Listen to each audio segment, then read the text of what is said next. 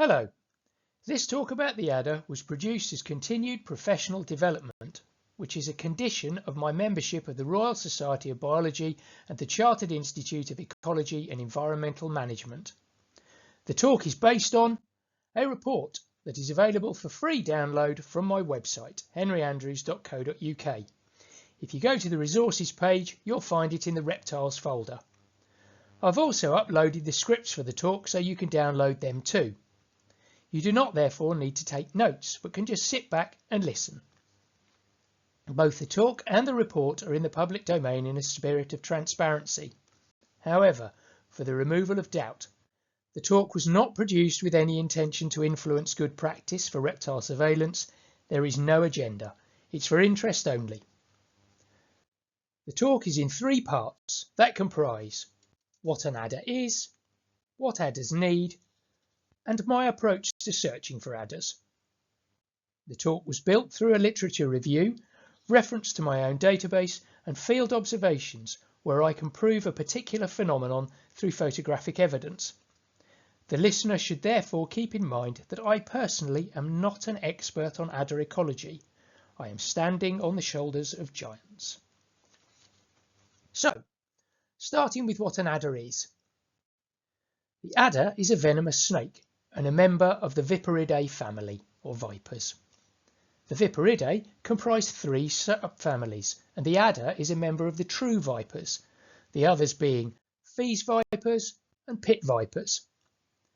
The adder is our only venomous reptile, and one of 3 species of snake that are resident in the UK, the other 2 being the smooth snake, shown on the left, and the grass snake, shown on the right.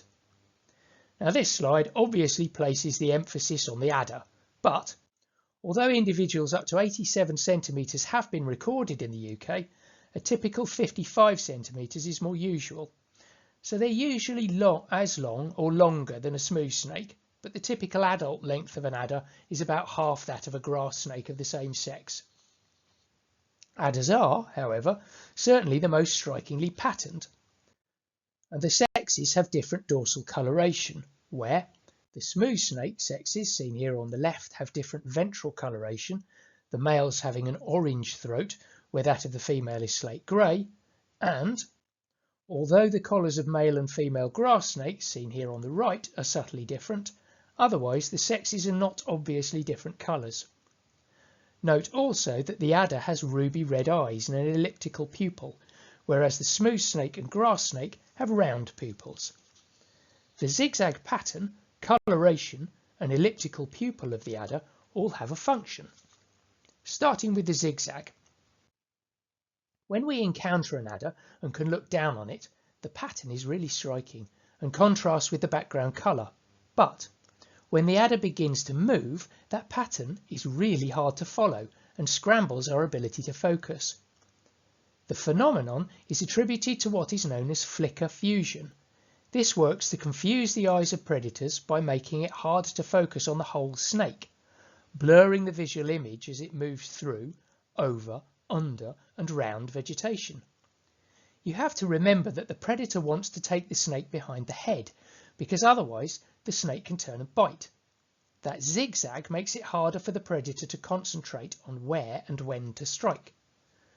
An excellent description of this is given by Bratstrom, who noted in 1955 that the zigzag pattern confuses vision so that rather than following the snake forward as it moves, focus moves posteriorly as the snake passes. Having read up on flicker fusion phenomenon, when I caught and released adders in several different situations, I attempted to follow their dispersal and was astonished at how hard it was to keep visual focus at the head. The zigzag is remarkably effective in taking attention to the tail, and, for me at least, the snakes and ladders analogy is accurate. My attention really is drawn down the snake. Looking at how the pattern might work, I found several visual illustrations that have been described showing how the eye can be deceived by wavy and zigzag patterns. One such illusion is the Mains-Linez illusion, which I perceive as similar to what I experience when attempting to follow an adder visually. The Mains-Linnaeus illusion causes an object that's moving in a straight line to appear to deviate from its true physical path, giving the impression that it follows the curves of static background elements. Focusing on the x's here, you see the illusion.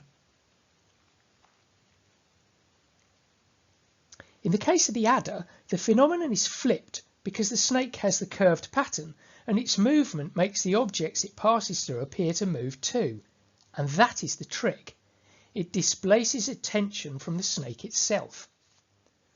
Other visual illusions that may be relevant are the Zoller orientation illusion, which may make a predator misjudge the snake's body direction, the Muller-Lyer length illusion, which may distort the appearance of body length or thickness, and the Cafe-Wall-Fraser type of tilt motion illusion, which may make the body look wavy when the snake is moving and its body is relatively straight.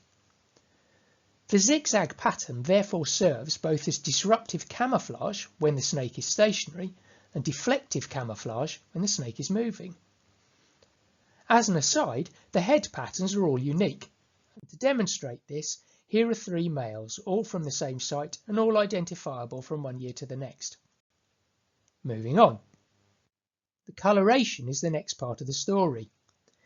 Seen in a textbook, male adders are silver grey with a black zigzag, females are brick red with a brown zigzag, which might make us think that when we encounter them in the field, they will look obviously different. But mostly in a survey, people tend not to get so close, so they tend to be seen more like this. Even these snakes are all recently sloughed, so they're obviously different, and all were encountered on different surveys. In fact, I personally do not always find remote sexing and aging easy by sight from a distance and using coloration alone. My experience is that aside of melanistic blackadders, which tend to be female, but not always, and the fact that most very young snakes are the same brick red, but not always, even adult ordinarily coloured males and females shed their skins or slough twice a year, and they do this in different months. So I never see both the males and the females in clean, shiny and new livery on the same day. These are the only photos I have of a male and female in the hand on the same day. They're the same snakes, just against different backgrounds, and they illustrate that even though the male has recently sloughed, after just a week of mating he's already losing his shine, and as the female has yet to slough, she is markedly duller. Second, snakes don't have legs. They don't groom and the ground is not clean, so within a fortnight of having sloughed, the colours are worn and grubby, and after a month they're so dull that the sexes are often indistinguishable from a distance, and may even be hard to tell apart close to, as illustrated here.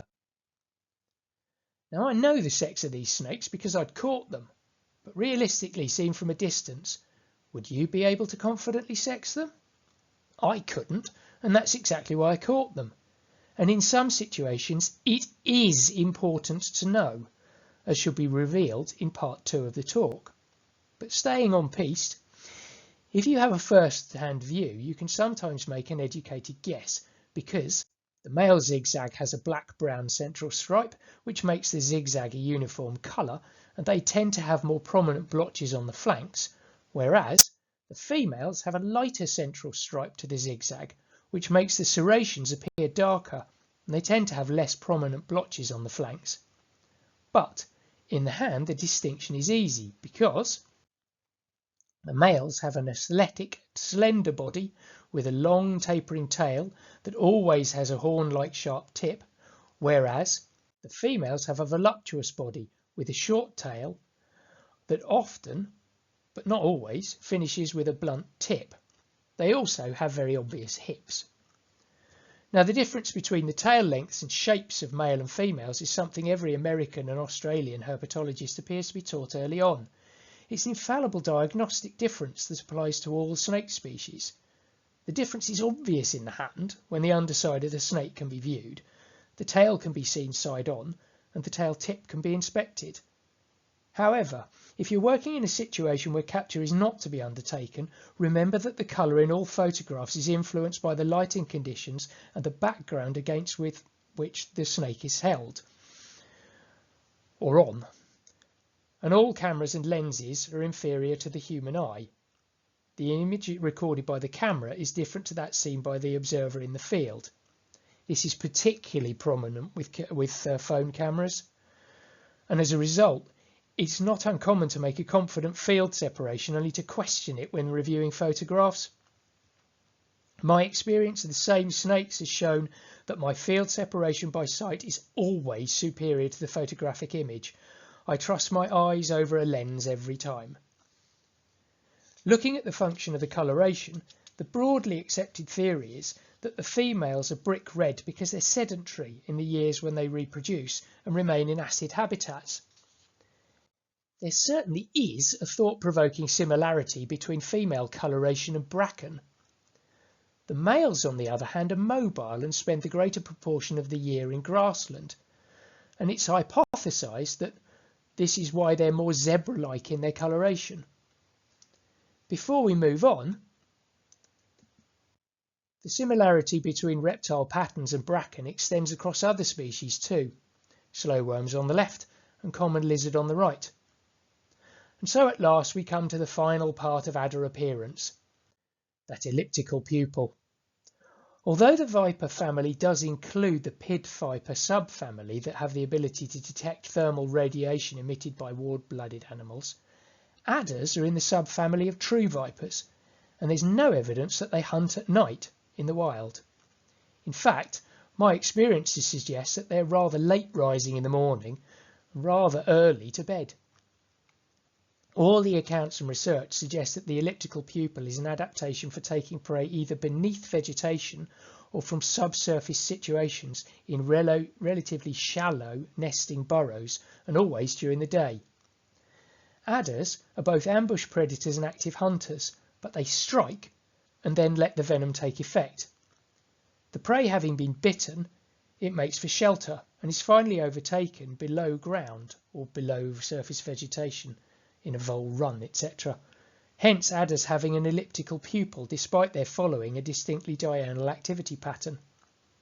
In terms of prey taken by adders, Breast lists harvest mice, slow worms, nestling birds, wood mice, common lizards, miscellaneous nestling mammals, shrews and voles.